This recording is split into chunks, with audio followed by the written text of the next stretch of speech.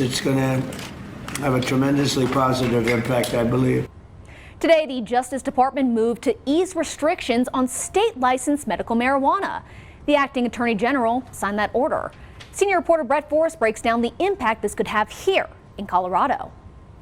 Cautious optimism with a wait-and-see approach. That's what policy leaders and advocates in Colorado's cannabis sector are telling me today in light of this order from the Trump DOJ. Colorado is already so far ahead on cannabis policy that it may not be quite as an immediate impact felt here. We will have to really see how this fits in with our existing system. On Thursday, a DOJ order reclassifying state-licensed medical marijuana and FDA-approved marijuana products from Schedule 1 to Schedule 3, moving the drug from a category reserved for illicit drugs like heroin to one less regulated with prescription drugs like Tylenol. Colorado is one of many states that has both an adult use and a medical regulatory system, and so there will need to be a way to differentiate cannabis between those two programs.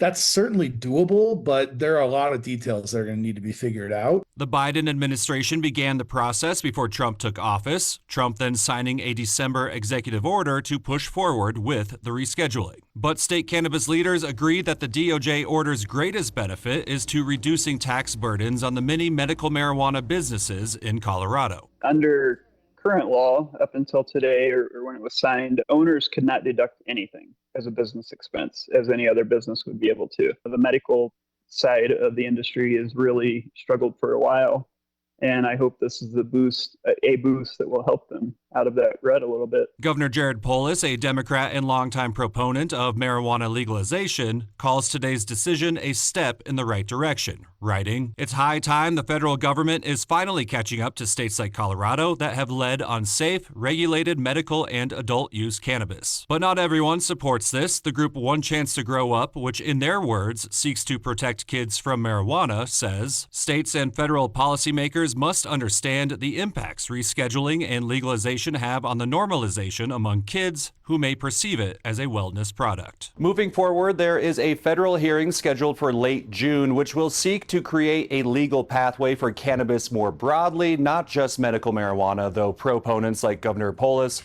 want the drug descheduled altogether. In studio, Brett Forrest.